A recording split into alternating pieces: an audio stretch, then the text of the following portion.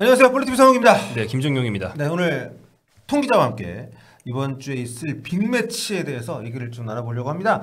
정말 뭐 세계 축구에서 뭐 몇 손가락 아래 꼽으라고 많은 사람들한테 물어보면 거의 대부분이 이 두 팀은 거론을 안 할 수가 없을 겁니다. 스페인의 명문 바르셀로나 그리고 독일 명문이죠. 바이에른 뮌헨의 경기인데요. 김민재 선수가 이 경기 뛴다는 점에서 또 우리에게는 남다른 경기로 다가올 거라서 김민재 통 우리 김정일 기자와 함께 얘기를 나눠보도록 하겠습니다. 오랜만에 불러보네요. 네, 요 얘기를 이렇게 같이 하는 게 오랜만이라서 네. 네, 그죠. 레바민의 바뮌이 붙는 경기를 이제 저희가 프리뷰하게 됐습니다. 그렇습니다. 이번에 잉글랜드 대표팀 감독으로 간 투에 감독 시절에 사실 김민재 선수가 여러모로 마음고생도 많이 하고 뭐 경기 출전도 좀 왔다 갔다 하고 뭐 본인도 실수가 있기도 했었고 네. 힘든 시기를 보냈었는데 일단 올 시즌 정말 다시 그 나폴리 때의 기운이 느껴지는 굉장히 좀 호쾌한 시즌 출발하고 있습니다. 맞습니다. 네. 사실 나폴리 때보다 축구 방식은 더 어려워요. 김민재가 왼쪽 센터백으로 시작했는데 오른쪽 측면에서 맡고 있고 네. 우파메카노가 오른쪽 센터백으로 시작했는데 왼쪽에 가 있고 뭐 상황에 따라서 임기응변으로 알아서 다 해라. 니들은 발 빠르잖아. 거의 뭐 감독이 이런 식으로 주문을 하고 있거든요. 네. 근데 그거를 어찌 다 소화해내는 게 이 김민재 우파메카노 조합입니다. 그렇습니다. 지난 시즌 김민재 선수 위기설을 가장 증폭시켰던 게 그 레알 마드리드전이잖아요. 네, 막판에. 어떻게 보면은 그 경기가 다시 한번 자신의 입지를 확실하게 보여줄 수 있는 경기였지만 어쨌든 결과적으로 그렇게 좋은 기억으로 남질 않았는데 이번에는 그 라이벌인 이제 바르셀로나 상대로 경기를 하게 됩니다. 바르셀로나도 올 시즌에 상대 공격력이 재정비가 되면서 무서운 팀으로 됐기 때문에 24일 목요일 새벽 4시입니다. 이제 임박했죠. 요 경기 프리뷰를 간단히 좀 해보려고 하는데요. 일단 두 팀의 어떤 역사를 감안하면 네. 너무 놀라울 정도로 바르셀로나가 바이에른 뮌헨한테 약합니다. 네, 맞습니다. 네. 이 얘기를 딱 하면 얼핏 생각나는 몇 개 장면이 있으실 거예요. 네, 많은 그렇죠. 이제 시청자들께서 메시가 있는데 혹은 뭐 펩이 있는데 뭐 티토가 있는데 이기지 못했던 그런 바르셀로나의 순간들을 기억하시는 분들이 있을 텐데 실제로 전적이 그렇습니다. 네. 챔피언스리그 출범 이후에 바이에른이 10승 1무 2패로 압도적인 우위. 이 정도였어요? 네, 10승 1무 2패. 야, 이 바르셀로나가 이런 정도의 상대전적 가진 팀이 아마 전무하지 않을까 싶은데. 그렇죠. 거의 없겠죠. 그렇죠. 사실 두 팀이 리그에서 올 시즌 또 좋은 흐름을 좀 가져가고 있기 때문에 기록 보니까 라리가에서 바르셀로나가 9승 1패 1위 달리고 있고 바이에른 뮌헨은 5승 2무로 무패. 이번에 또 슈투트가르트를 아주 그냥 대파했더라고요. 네, 상대가 슛을 거의 못하게 만들고 상대가 그 슛 하나를 넣으면 아깝게 한 골 먹고 아니면은 무실점하고 거의 뭐 이런 식이에요, 바이에른. 그렇습니다. 아무튼 그런 상태에서 이제 좀 만나게 되는데 이번 경기는 또 원정입니다. 바르셀로나 가서 하게 되겠고 또 다들 아시는 것처럼 이번 챔피언스리그는 개편이 돼서 이렇게 홈앤어웨이 하진 않기 때문에 그쵸. 아무튼 원정에서만 좀 만나게 됐는데 지금 두 팀 뭐 상대 전적도 말씀을 드렸습니다만. 굉장히 좀 역사적인 순간들이 분명히 좀 있었습니다. 뭐 근년에 특히 그런 부분들도 좀 많이 있었고. 네, 맞습니다. 메시가 뛰던 시절에도 뮌헨 상대로는 좀 부진했죠. 그렇죠. 일단 바이에른이 인상적인 승리를 많이 거뒀는데 네. 그 중에 제일 인상적인 게 이제 12-13 시즌 펩이 떠난 직후죠. 예, 이 바르셀로나가 오래됐구나. 네. 떠난지도. 네. 바르셀로나가 이제 메시가 멀쩡했는데 그 바르셀로나를 바이에른이 4대0, 3대0 홈 어웨이 다 두들겨 패다시피 하면서 야, 합산 7대0. 예, 챔스 4강이었거든요. 일방적으로 이제 승리를 거뒀던 그런 기억이 있고요. 그보다 조금 더 뒤에 비교적 최근에 19-20 시즌에는 챔스 8강에서 만났어요. 코로나 시절. 네, 코로나 시절이라서 8강이 단판이었는데 바이에른이 뭐 엄청난 대승을 거뒀습니다. 네. 8대1로 이기면서 이제 승리를 거뒀고 아까 말씀드린 것처럼 그 밖에도 주로 우세한 경기가 훨씬 많았다. 네. 2번 이제 바르셀로나가 승리를 했는데 그 두 번은 또 바르셀로나가 정말 막강하던 때네요. 네, 그렇죠. 일단 08-09 시즌 이게 펩이 부임한 첫 시즌입니다. 이때 8강에서 챔스 8강에서 만났는데 바르셀로나가 홈 4대0 승리와 원정 무승부. 네. 전형적인 펩의 대회 운영이죠. 홈 승리 원정 무승부 이렇게 해서 올라갔었고요. 그다음에 14-15 시즌 이건 또 MSN 때입니다. 루이스 엘리케 감독의 MSN 때인데 이때는 4강에서 만났고 1승 1패였지만 바르셀로나가 한 골 차로 이제 간신히 이제 결승에 올라간 바가 있죠. 네, 여기 기록 보시면은 바르셀로나가 뮌헨을 잡았던 두 시즌이 다 여기 표시가 되어 있잖아요. 네. 예, 저게 바로 이제 우승을 했던. 그렇죠. 그러니까 바르셀로나가 미네를 잡은 시즌에는 챔스를 우승했다.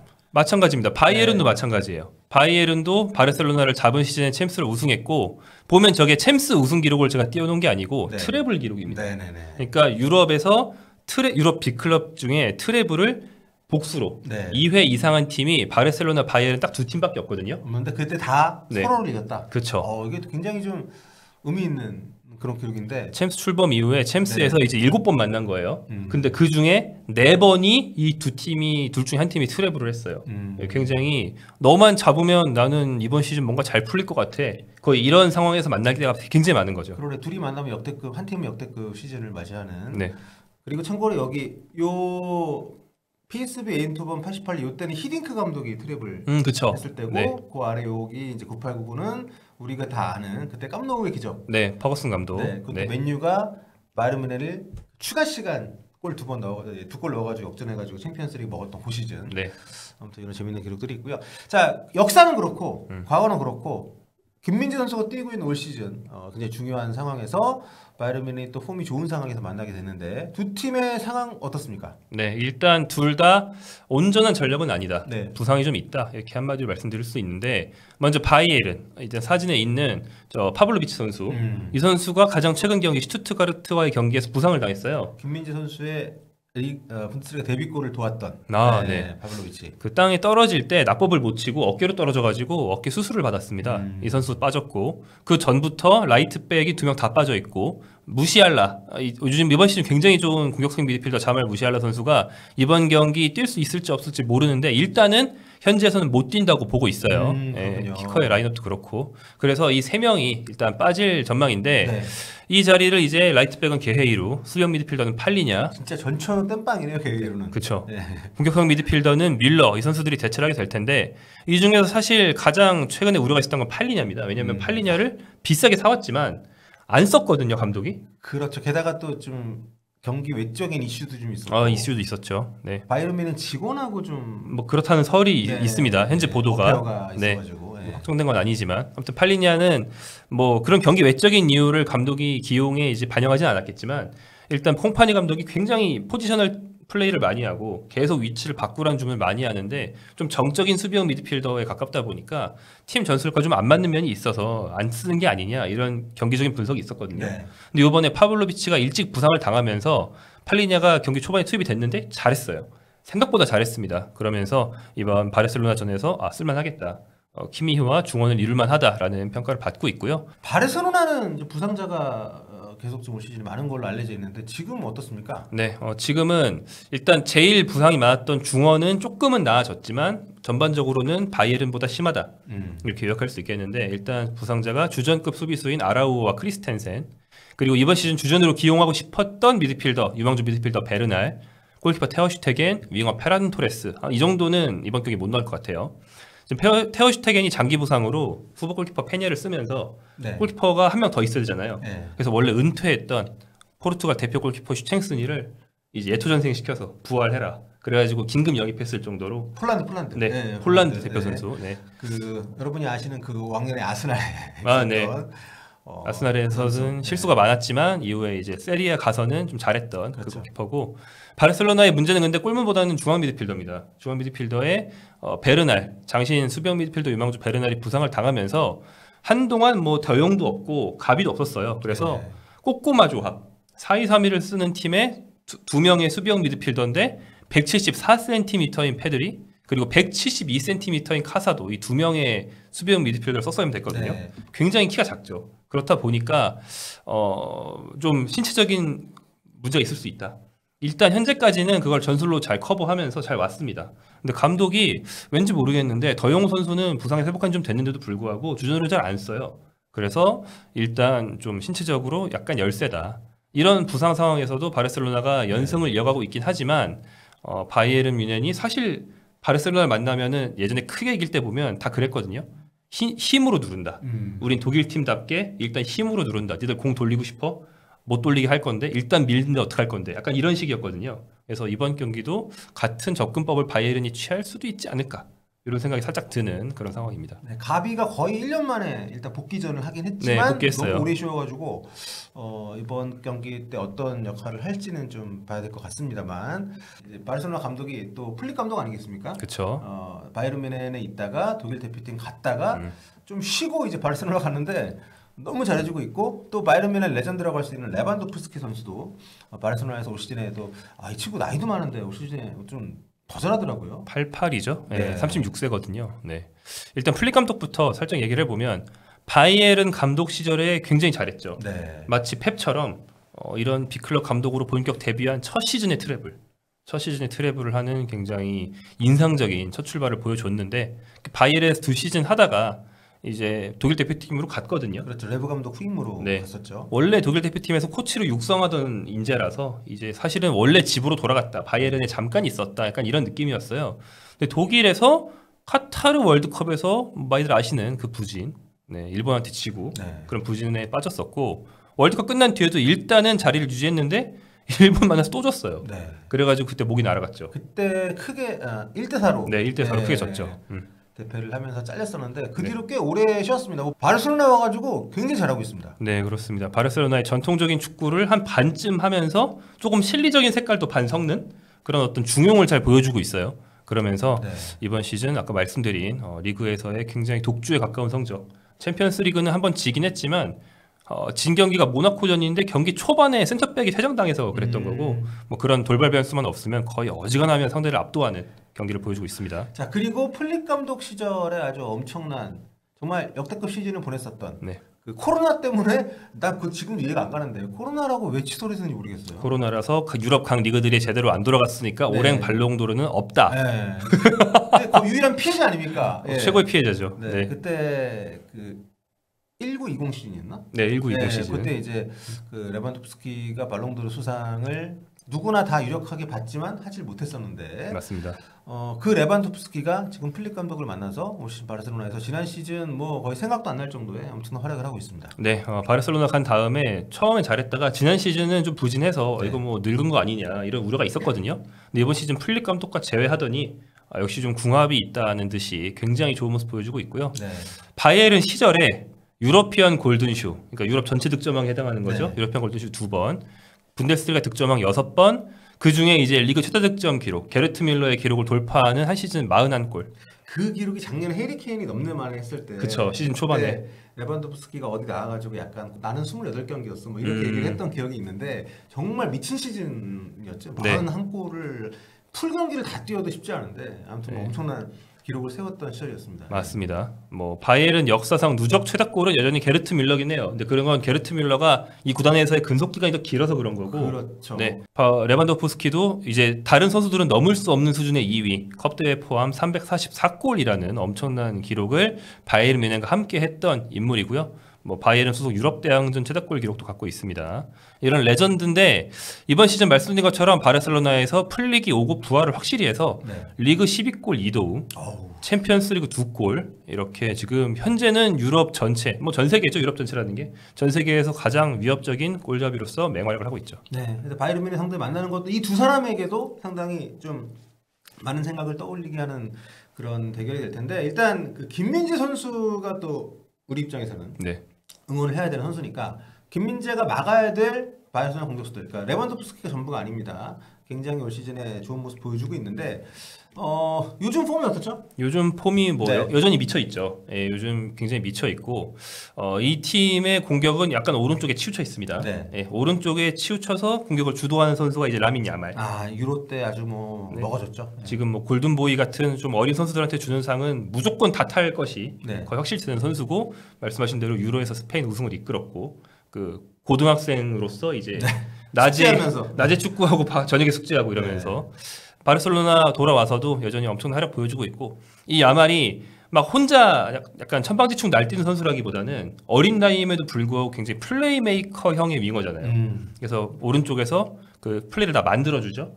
이때 호흡을 맞추는 선수가 뜻밖의 하피냐가 원래는 오른쪽 윙어로서 야말의 경쟁자로 많이 보였습니다. 근데 이번 시즌은 왼쪽 윙어 혹은 중앙 공격형 미드필더로 뛰는데 네. 야말이 측면에서 플레이메이킹을 해주니까 하피냐가 포지션은 중앙이지만 오히려 야말의 플레이메이킹을 받으면서 오프더볼 위주로 뛰는 그러니까 이런 식의 조합이죠.